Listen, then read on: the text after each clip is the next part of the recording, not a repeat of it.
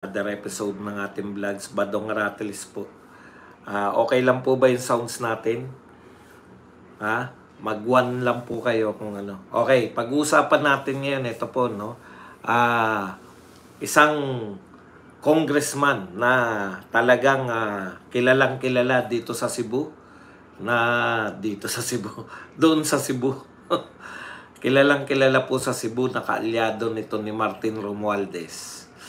Ay hindi po pumirma dito po sa manifesto na suporta kay Martin. Grabe po, no? Eto na po, yung sinasabi po natin na halos hindi nyo mapaniwalaan nung sinasabi ko na yung mga congressman, magbabaliktaran din yan. Eto na po yung panahon, no? Makikita na po natin, nagsisimula na po yung mga congressman na ihiwalay yung kanilang sarili dito po sa papalubog. Akala ni Martin, nangyari na po yan. Maaring hindi pa ngayon, maaring maging speaker pa rin si Martin, pero papalapit po sa 2028, makikita nyo po kung paano, lalo na po sa 2028, makikita nyo po yung pinaka-majority, ang tawag nga super majority, no? Okay lang po ba yung sounds natin? Mag-one nga po kayo kung maugong ba o ano. Kasi yung mikropono hindi ko po makita eh. kung saan ko na ilagay. Okay, pag-uusapan din po natin yung patuloy pong pag-iiyakan. Bakit number 3? Yung patuloy pong pag-iiyakan ng mga dilawan, kakamping at mga makakaliwang grupo sa ginagawa po ng mga congressman, no? Congressman, bura-bura, sa ginagawa po ng mga senador na tila wala na pong interes yung mga senador dito sa 19th Congress na isa lang pa o mag-convene pa bilang impeachment court. Yung hinihinala po na pagbabasura, yung mga ginagawa po ng mga senador para i-delay o para mapunta sa basura, pinapalagan na po. Ano naman? Ano naman kung palagan nyo? Nauna po yung mga UP professor o UP law professor na nagsulat. Wala na pong epekto yung mga sulat-sulat nyo. Ngayon naman po ay yung komunidad naman ng Lasal. O magsama-sama po kayong mga academics. Wala na po yan. Wala na pong epekto yan sa mga Duterte, no? Bakit po walang epekto na sa amin yan? Nagawa na ninyo yung worst, yung pinaka-worst na pwede nyong gawin sa aming mga Duterte supporters, no? Hindi na kami tatalaban yan. Ano na yan, kumbaga maning-mani na lahat ng itong mangyayari, wala na po yan. Nagawa nyo na ang pinaka-worst na ginawa nyo at dehin kayo bukoy. Kami maniningil sa inyo. Sisingilin namin kayo. Manifesto nyo, nasan kayo? Nung pinakulong si Tatay Digong, nung kinidnap si Tatay Digong, dinala sa dahig. May manifesto ba kayo? Mayroon ba kayong mga pagkundina? Kayo, mga UP professor, mga taga-UP, mga taga-Lasal, mas matatalino pa kayo sa amin.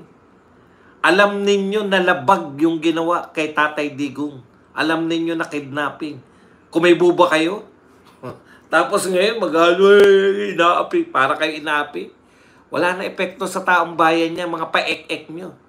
Ang may epekto, yung pakapin ni Ryan and Eddie. Thank you very much sa $279. Boss, pakapin lang before bumalik sa work, 10 minutes na lang. Wala na yan. Mga simbahan, mananawagan kayo ng vigil. Nung tinatarantado si Tatay Digong, ang tagal na panahon, nakikita natin, hihilahin ni Torre, lahat. Wala na kayong may magagawa pa na makaka-apekto pa sa mga tao. Lahat po yan, panay palabas na lang. Wala naman na kayong kakayahan talaga. Wala nang Kayang-kaya kayong isang tabi na ngayon. Si Chis Escudero, takot sa inyo. Wala kaming pakialam kay Chis. Alam namin na si Chis Escudero ay gagamitin niya yung Duterte Black. Alam namin marami nang liligaw ngayon sa mga Duterte Black. Kanya-kanya silang pautot, kanya-kanyang paek-ek. Hindi na. Yung taong bayan, sawan-sawa na sa inyo. Kala nyo, EDSA kami, mag-EDSA kami. EDSAhin yung mukha nyo. Sino kasama nyo? Kayo-kayo? Hindi nyo mapapantayan yung mga suporta. Hindi nyo mapapantayan yung mga suporta ng mamamayan sa mga Duterte. Yan po mga pag-uusapan natin. Hindi pa tayo nagsisimula pero gigil na tayo. Pero bago yan, kung bago ka pa lang dito sa ating channel, mag-subscribe ka na. Dahil ito lang ang tanging channel na may kinikilingan, may pinapanigan, una sa balita, huli sa impormasyon, kaya ano pang hinihintay nyo? Pindot na, okay? Ito po nakakagulat ang aga po magparamdam ng mga congressman. Ito po, kapapasok-pasok lang ng balita. Cebuano Solon refuses to sign manifesto to support Romualdez. Siyempre, tinignan ko muna, no? Teka muna, totoo ba to? Mayroong congressman na ayaw sumuporta, ayaw pumirma. Ayaw pumirma sa manifesto na sumusuporta kay Martin Romualdez. Meron na po, nagsimula na po. Just in. Kilalang-kilala po natin to. Deputy Speaker and Cebu 5th District Representative Vincent Franco Juc Castro is reportedly among the lawmakers who have declined to sign, no? Mga congressman po na ayaw na pong pumirma. Ayaw nang pumirma sa manifesto kay Martin Romualdez. Sa totoo lang po, alam na alam nila yung naganap, no? Yung pagiging malapit nila, yan yung kinatalo. Kung gusto nilang manatili pa bilang mga puwersa, kamag-anak ni Gwen yan, di ba? Ano yan? Ni Gwen Garcia. Ano to manugang. Di ba? Sa pagiging malapit, isinusuka na sila ng mga Cebuano. Dagdag pa rito, while no official explanation has been issued, kahit wala pa pong opisyal, no, hindi pa po nagpapaliwanag si Prasco, sources says, growing discontent is simmering within the House. Lumalaganap na po ang discontent. Lumalaganap na po yung damdamin po ng mga congressman na ayaw na nila. Particularly among lawmakers from the Visayas and Mindanao. Taga Visayas at Mindanao po. Sila po ang mga unang babaliktad. Ayaw nyo maniwala na yung pagkatalo ni Marcos, simbolo na yan na po yung simula na magbabaliktaran na yung mga Bakit naman hindi natin tatanggapin yan? Welcome back. Ganyan lang po talaga ang politika. Gigil na gigil kayo, di ba? Ganyan lang po ang politika sa Pilipinas. Kung sino po yung nasa power, lagi po nariyan yung mga congressman. The people have spoken. Ayon nga kay BBM. Pero binabaliwala niya pa rin. Kaya nga si Chis Escudero, ano pakialam ni Chis Escudero sa inyo? Galit kayo kay Chis? Naghamon kayo, EDSA? Asan tao? Meron na bang tao sa EDSA? Asa yung panawagan yung magwawala yung mga tao? Mga kapatid, lahat po ng mga congressman, baliktarin. Kayo naman, no? Para mga kakampi ni Duterte karamihan dyan Akala nyo ba yung loyalty niya nasa tao? Ha? Badong walang alam sa batas. Opo, wala po akong alam sa batas. Kaya nga nanonood ka sa akin. Nagagandahan lalaki ka lang ba? Kaya ka nanonood? Oh, okay na yan. Ginagamit ko lang talaga yung gandang lalaki ko para manood ka sa akin. Wala na po yan, mga pag-epal, epal nga yan eh. Di ba? Oh, eto po, dito muna tayo. Mamaya na kayo magalit sa mga dilawan. Eto pa lang muna. Kay Prasco. Napakalapit po niyan, no? Prasco, Deputy Speaker. Ha? Hindi ka naman magiging Deputy Speaker nang wala kang silbi. Yan yung sinasabi natin eh. Mangyayari po talaga yan. Babaliktad po talaga. At mangingiyak na po sila. Ito na po yung simula. Lalo na ngayon, tignan nyo po.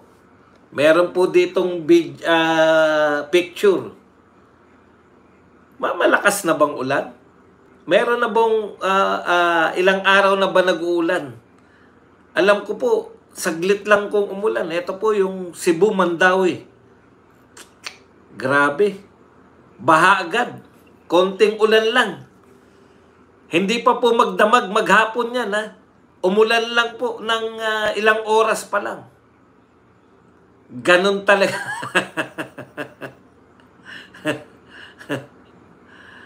Ano nangyari kay Prasco? Talagang baliktarin po.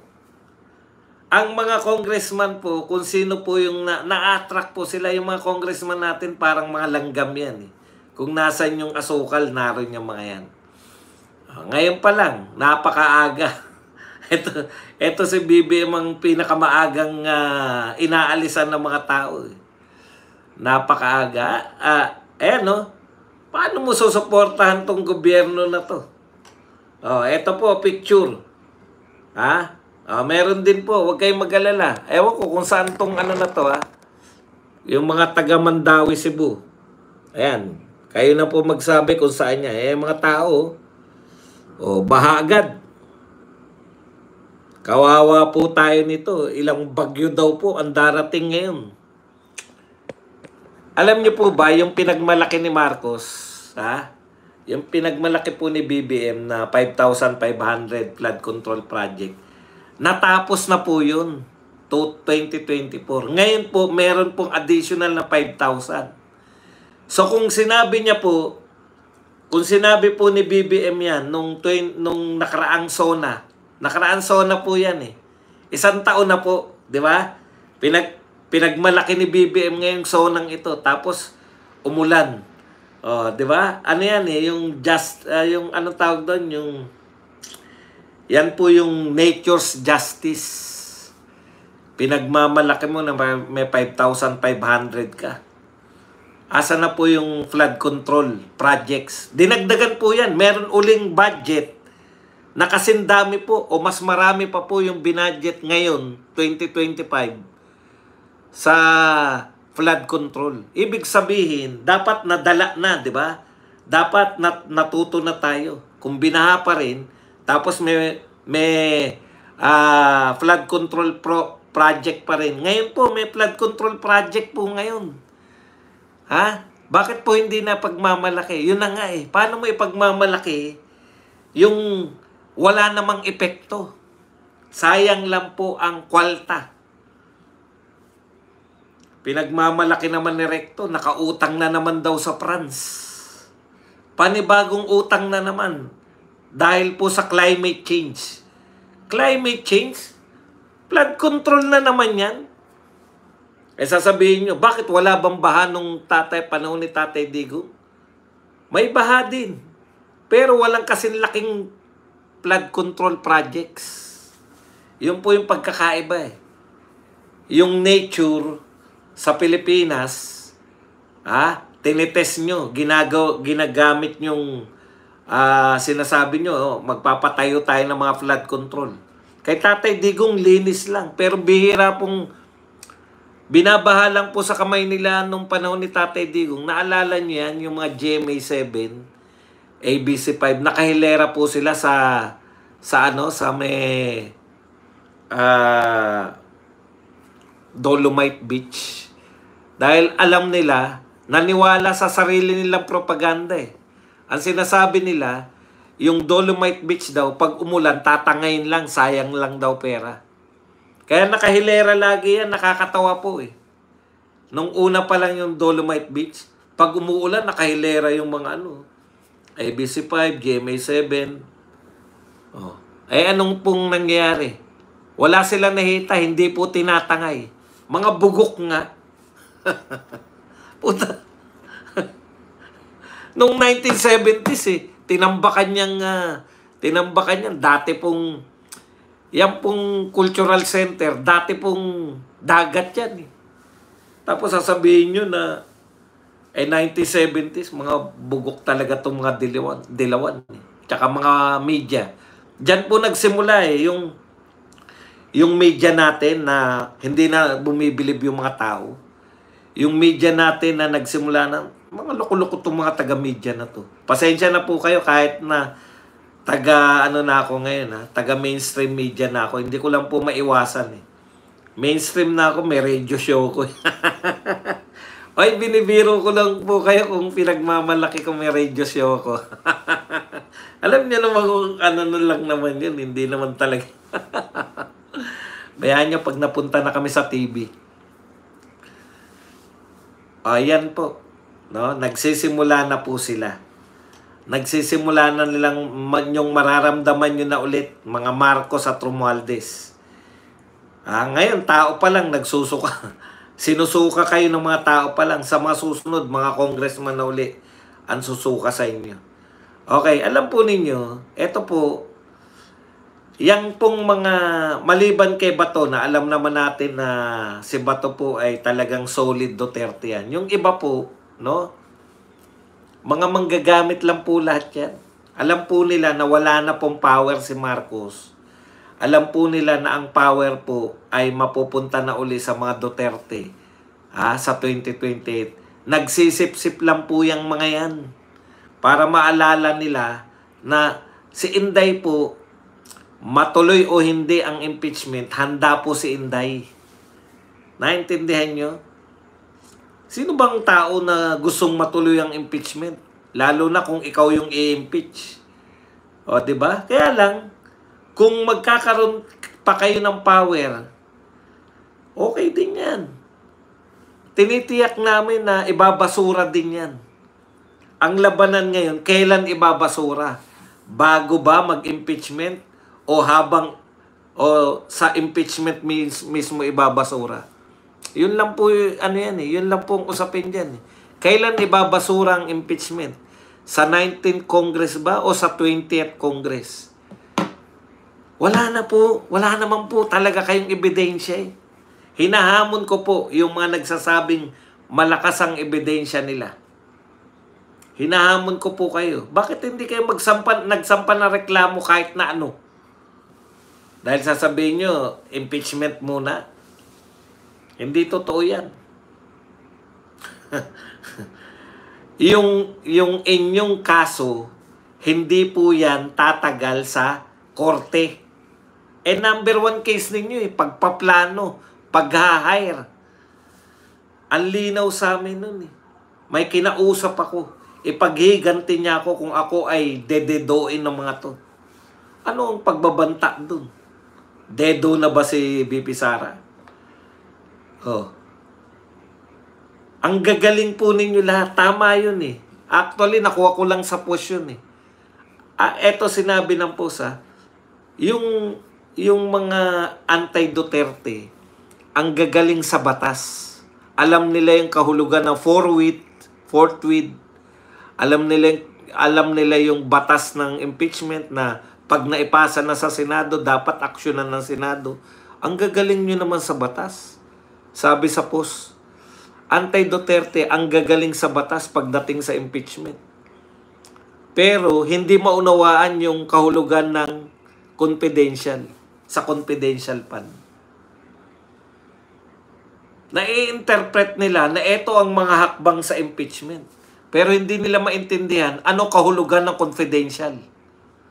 Yun yung pangalawa nyo. Doon kayo marami.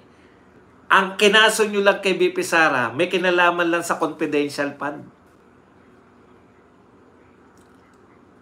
Ano ibig sabihin nun? Hindi nyo alam ang meaning ng confidential. Na ang confidential, hindi talaga pinapaliwanag.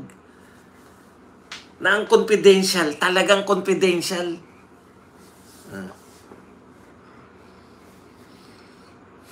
Ilang araw na pong umuulan ng saglitan lang, yung buhos, ilang araw na rin bumabaha.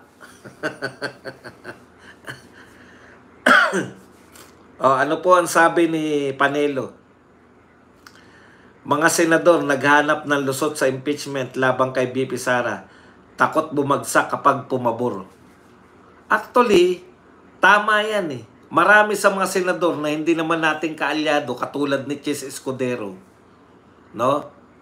Takot po sila na matuloy yung impeachment dahil boboto sila laban kay BP Sara. Pag pumabor sila kay BP Sara, magagalit amo nila. Pag pumabor naman sila laban kay BP Sara, magagalit yung taong bayan sa kanila. Wala po silang paglalagyan. Parehong political suicide. Si Chis Escudero, nililigtas niya lang yung sarili niya mula po sa galit ng mamamayan. Kasi ano ba iboboto mo pag natuloy ang impeachment? Dalawa lang po ang iboboto mo pag is either acquitted si BP Sara or guilty. Pag guilty ang hatol mo, magagalit ang taong bayan. Pag acquittal naman ang hatol mo kay BP Sara, magagalit yung amo ni Chis sa kanya. Kaya, mas mabuti pa, magandang lusot kay Chis, kaya yan, hindi po yan naging pro Duterte. Kahit kailan, hindi yan magiging pro Duterte. Manggagamit lang po yan. Kaya, mas mabuti pa kay Chis na hindi na lang matuloy yung impeachment, ang magagalit lang sa kanya, mga dilawan, kakamping at mga makakaliwang grupo. Konti lang po yung magagalit. Hindi po magagalit yung amo niya kasi niligtas niya rin yung amo niya. Ayaw naman talaga ng amo niya ngayon ng impeachment dahil talo na nga eh. Talo na nga sa botohan eh. Putya, mag-i-impeach pa nila yung nanalo.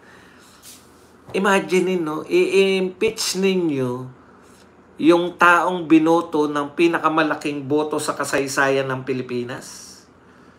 Totoo po yan, pinakamalaking boto po yan sa kasaysayan ng Pilipinas. Yung nangyari po kay BP Sara. I-impeach ninyo. Lalong magagalit kay Marcos sa mga tao.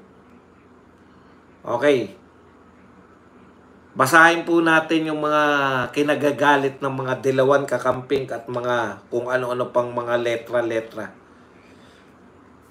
Ito po, ang sabi nila. Mismong mga arkitekto ng 1987 Constitution at pinakamahuhusay na legal minds ng bansa ang nagsasabing dapat agad nang simulan ng impeachment trial ni Sara Duterte. Hindi ito opinyon. Ito ay tungkuling konstitusyonal. Kung pipiliin pa rin ng Senado na magbulag-bulagan, sila na mismo sumisira sa batas na dapat nilang pinangangalagaan.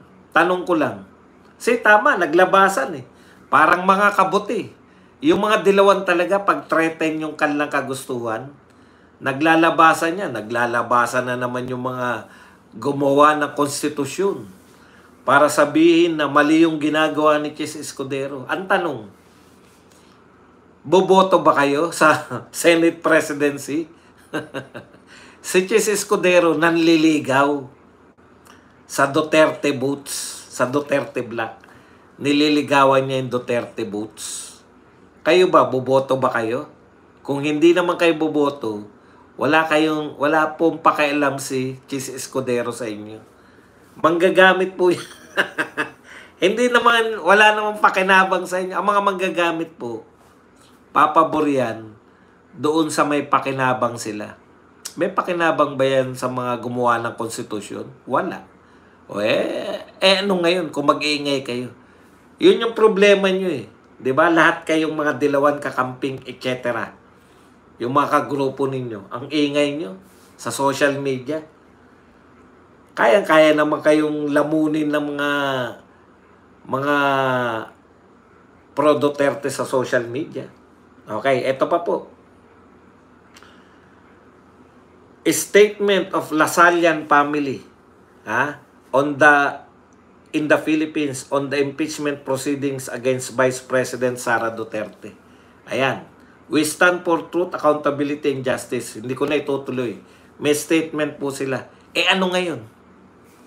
Magrarally kayo para matuloy ang impeachment? Ano ngayon? Wala na po kami pakialam dyan. Di na po kami takot kahit kaninong grupo. Wala na pong mas worse na nangyari sa amin nang makita namin na yung Tatay Digong namin halos kalad ka rin.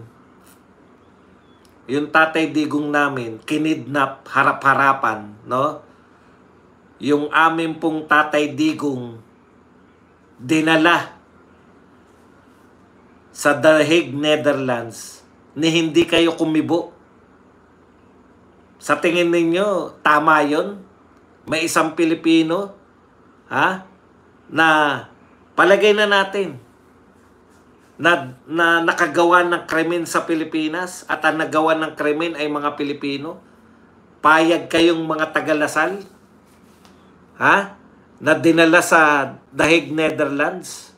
Hindi po pwede na bulag yung mata nyo pagdating sa mga atrocities na ginagawa sa mga Duterte. Yung ginawa ni General Torres sa KOJC na paglusob, no? Sa tingin ninyo, wala kayong statement, wala kayong lahat. Sa tingin nyo, may maniniwala sa inyong mga tao? Wala nga kayong statement sa ginawa kay Tatay Digong eh. Wag na yun. Baka sabihin nyo, anti-Duterte kasi kami. Bakit naman kami magbibigay ng statement? Correct. Gusto ninyo yung mga tao sumampalataya sa inyo ngayon? Hindi kayo fair eh. Diba? Eto na lang. Wag na yung mga, kasi syempre, ang ina-address nyo lang naman yan sa mga anti-Duterte katulad nyo. Anti-Duterte rin kayo. Naglabas ba kayo ng statement nung winawalang hiya yung budget natin? Naglabas ba kayo ng statement nung fill in the blanks yung budget natin ng 2025? Dehin boki kayo. Nung nilipat yung budget mula PhilHealth, dinala kung saan, hindi namin alam kung saan dinala. Naglabas ba kayo ng statement? Yung mga statement ninyo, hindi na kayo makakabulag ng mga Pilipino. Tahimik kayo pag winawalang hiya yung mga Pilipino. Wag na yung mga Duterte. Talaga naman tatahimik kayo dahil gusto nyo yan eh. Gusto nyong winawalang hiya yung mga Duterte. Kayong mga taga-Lasal.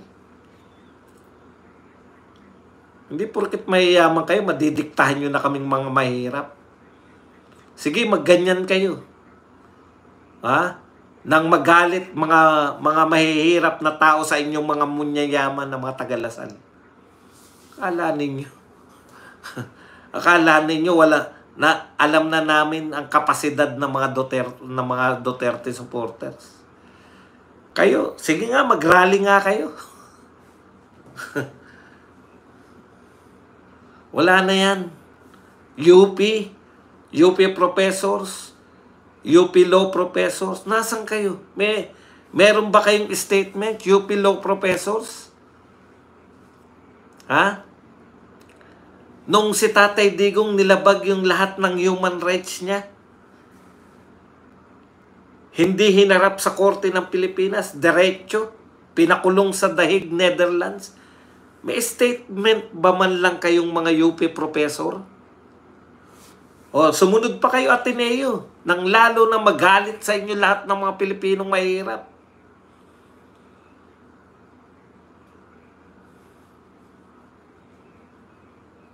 Nasaan kayo, mga UP Law Professor at mga taga-Lasal?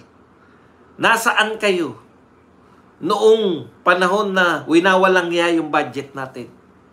Nasaan kayo nang bumabaha, nagkakandamatay yung mga mahihirap na Pilipino dahil sa baha? Wala kayong pakialam? Ginagastosan ng flood control projects, wala kayong pakialam lahat. Biglang ngayon, kala nyo, hindi nyo na mauuto ang mamamayang Pilipino. Ayaw na ang mamamayang Pilipino, ang mamamayang Pilipino, binoto si BP Sara. 32 million. Gustong ipatanggal ng 200 na congressman. 215 o kung ilan man. Kahit 300 pa yan. Kayo magpapasya sa Pilipinas? Utot ninyong lahat. Hindi na po kami. Kala nyo, matatakot. Badong, matakot kayo kasi may banta. Binalik pa raw nung kay Erap. Nung kay Erap?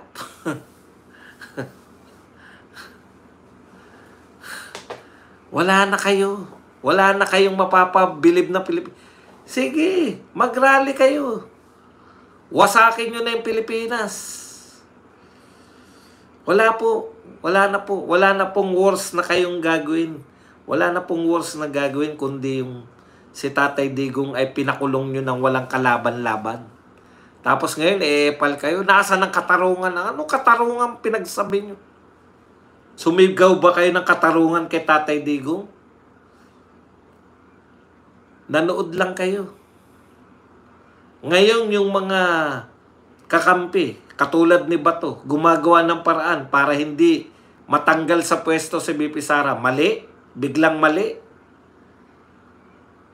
Bakit hindi nyo sinasite yung Constitution ng Pilipinas? Meron ba nakalagay sa Constitution na yung isang dating presidente pwedeng hulihin?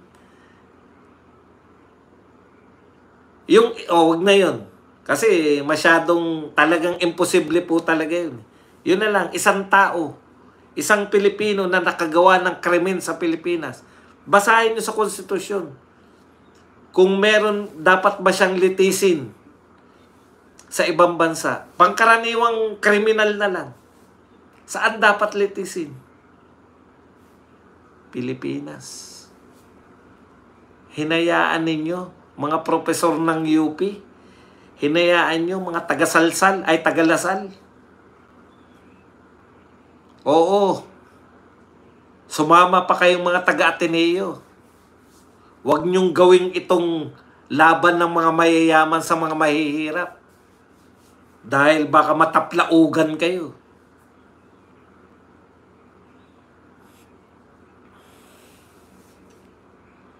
Huwag nyong gawin to na didiktahan namin kayong mga mayayaman kami. Mga ipokrito. Tama yan. Ipokrito kayo. O, taga-Ateneo. Sumama pa kayo. Nakita nyo ba kung gaano kagalit yung mga OFW? Yung mga OFW yung hindi apektado kahit kailan ng ayuda?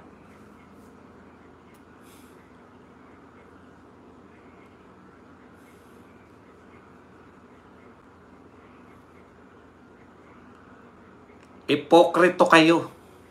Taga-salsal ay taga-Lasal.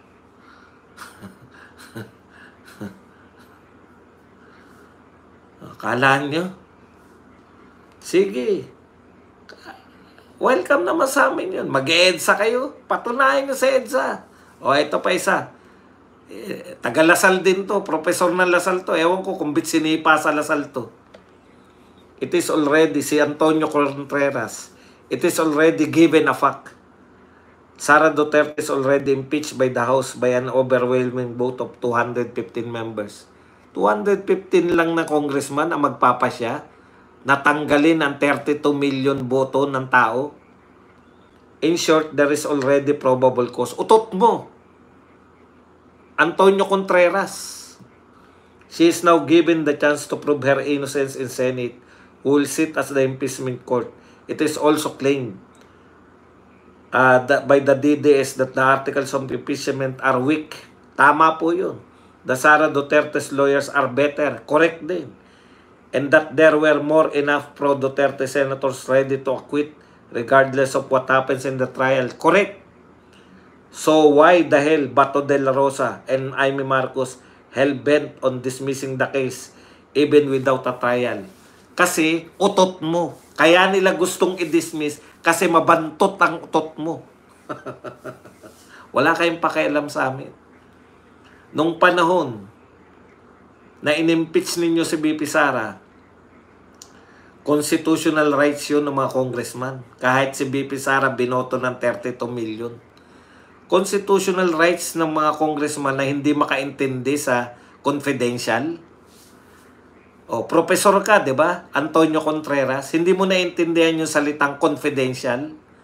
Yan yung pinagbasihan ng lahat ng mga investigasyon ng mga congressman. Yung tinatawag na confidential. Confidential? Hindi nyo maintindihan, mga congressman? Kakalkalin ninyo yung confidential? Bakit hindi nyo kinalkal yung ibang confidential? Bakit wala kayong investigasyon sa pinakamalaking confidential fund ni Marcos, bilyon? Ay, hindi, kakampi namin yan. O, yun na nga. Pagkakampi ninyo, ha? Confidential kasi yun. Kaya hindi namin imbestigahan. Pero pagkalaban ninyo, wala naman silang nakita. Ano nakita nila? Mary Grace Piatos. Oh, may binayaran si Mary Grace Piatos. Hindi nga nila sinabing binulsa eh. Nabulsa eh. Merong mga pangalan doon na yun ang pinagbayaran. Eh kahit nakapikit isang mata ko, kaya kong sabihin kung sino si Mary Grace Piatos. Pero bakit ko sasabihin? Utot nyo. Si Bato de la Rosa gustong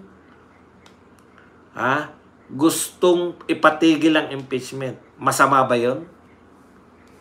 Hindi. O, hindi pala eh. Ito po, tapusin natin ang ating topic sa sinabi ni Amy Marcos. Wala nang pakialam ang administrasyong ito sa ordinaryong mamamayan. Ayan. Kaya mga taga-salsa at taga-lasal ang kanilang pakikinggan, wala sa amin yan. Okay, yan lang po ang ating topic. Pwede na po kayong magtanong, pwede na po kayong magbigay ng reaksyon at higit sa lahat, pwede po kayong magpakape.